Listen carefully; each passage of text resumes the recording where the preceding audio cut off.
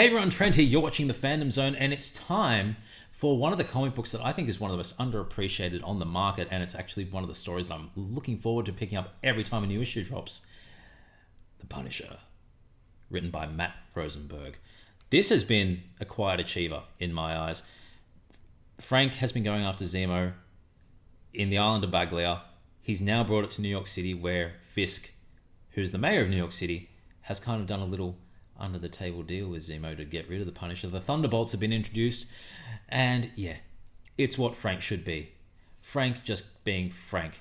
He's a spectre of death who's marked virtually everyone he's come into play, and he's now dealing with the superheroic side along with the street crime. What's really good about that is you think and you know that he's not going to get to Zemo, but he's having a lot of fun going through the hordes and hordes of Hydra soldiers and dealing with them.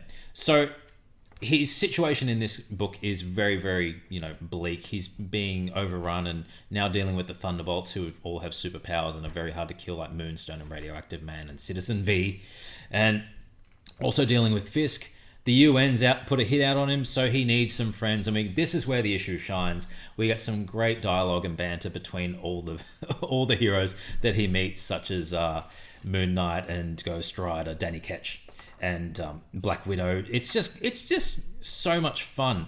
Matt Rosenberg knows exactly how to write a good Frank, and artist Simone, I think it's Simone, forgive me if I pronounce it wrong, Simone Kodransky and colorist Antonio Fabler, they are doing such a great job at making this look super seedy and just almost noir-esque in terms of art. Very heavy inks, messy line work, but it all ties into what the actual story is about. This is the grimy nature of the New York underworld, and Frank, like, you have to always emphasize the skull.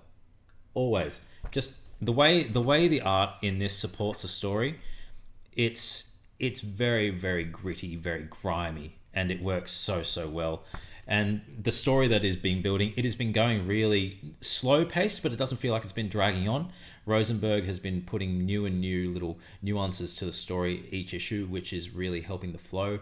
And it doesn't feel like it's repeating a lot of patterns that have happened, especially going after Zemo in Baglia and now going after Zemo in New York. No, adding Fisk as the different element and adding the UN, which are Hydra soldiers in disguise, adds more layers and layers, and it's making the story build up to this massive crescendo that I think is happening in September. So we've got a few more issues to go before the head-to-head happens with Zemo in New York, but it's a very, very fun story. Let me just read you a quote from here of the interaction between Moon Knight and Frank. So it's Frank and Moon Knight. Hey Mark, you still crazy? Little bit. Still murdering people? Little bit. How's your imaginary god? He's good. How's your dead family? Any other person saying that, Frank would have popped him. But it's just a lot of fun. I'm loving it. This is one of my books that I'm looking forward to every time it comes out. As you can see, I'm super happy and smiling talking about it and reading about it. I want this book to just continue. It's Frank. I haven't had this much fun in The Punisher since Ennis's run. So that says a lot. But let me know your thoughts on The Punisher. Have you been picking it up?